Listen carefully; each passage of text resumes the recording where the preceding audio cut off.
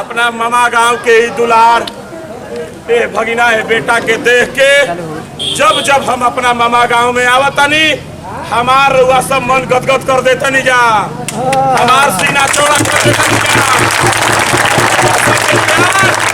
रुआ सबके आशीर्वाद जब तक हम धरती पर जियत रहब कभी हम जिंदगी में भूले वाला नहीं खी। रउआ सब हमरा खातिर एक कदम चलब जा, हम रउआ सब खातिर 10 कदम चले पर तैयार बानी।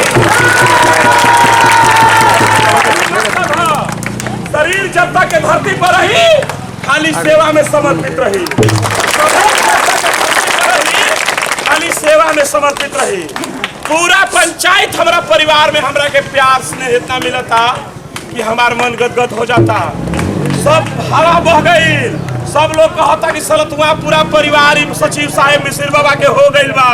जब होइए गई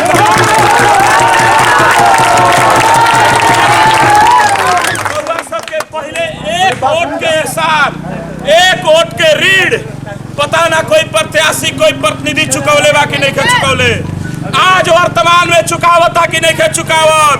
लेकिन ये भगिना ही बेटा ये रामलीला मैदान पर कहता कि एक एक वोट के ऋण एहसानमंद रही बेटा ही भगिना।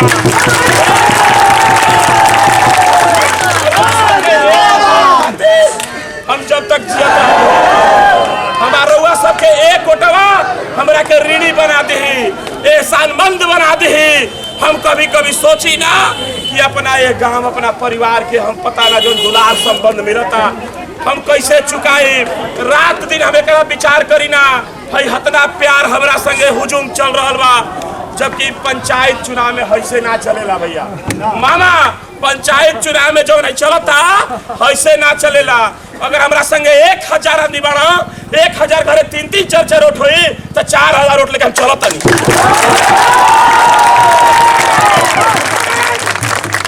रामलीला मैदान से एक बार वचन देता नहीं कि हमार जिंदगी के मकसद है इस शरीर कतरे कतरे बिक जाई लेकिन खाली सेवा में समर्पित रहे। परिवार के हमरा अगर पसीना बही तो रउआ सबके बेटा भगिना के खून बही। अपना परिवार के मान सम्मान कभी कमी ना होके दे, यही खातिर हम पैदा ले बानी, हम यही खातिर जन्म ले हई। रउआ सबके सेवा में समर्पित रहब। एक बार मौका दे के देखी जा रउआ सबके चरण के नीचे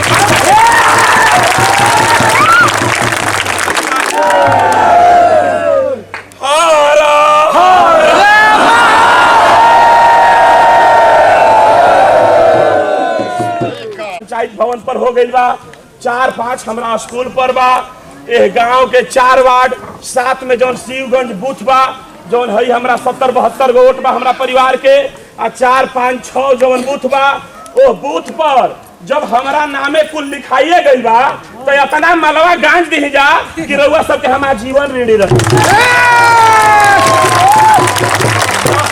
हम मामा लोग से आग्रह करतनी हमरा संगे आज मामियों लोग चल दिले वाली सेवरियो परिवार चल दिले परिवार के सब चले के हाथा में उजे नाश्ता हो जाओ, पानी वानी बढ़िया से पी लेवे के राय सलाह हमरा परिवार के अगर होई तो चलल जाई, आ ना तो फिर चलल जाई परसतुआ सब उजा बैठी उजो नाश्ता करी। आ 3 दिन जौन बा 21, 22, 23 हम रात बिरात कभी ना कभी अपना परिवार के टच करत रहब। जरूरत होई तो हमरा के एक कॉल एक आवाज देवे के होई कि हेजा रउआ आ जाए के बा ओजा हम पहुंच जाए। लेकिन 3 दिनवा हमरा चलते जितना है परिवार मेहनत करता वो 3 दिनवा और ही मेहनत करे के बा। 10 बजे ना सुत के 12 बजे सुतब जा, 22 तारीख के 12 बजे ना सुत के 1 बजे सुतब जा, आ 23 तारीख के 1 बजे ना सुत के 2 बजे सुतब जा। तैयार बा ना हमार परिवार?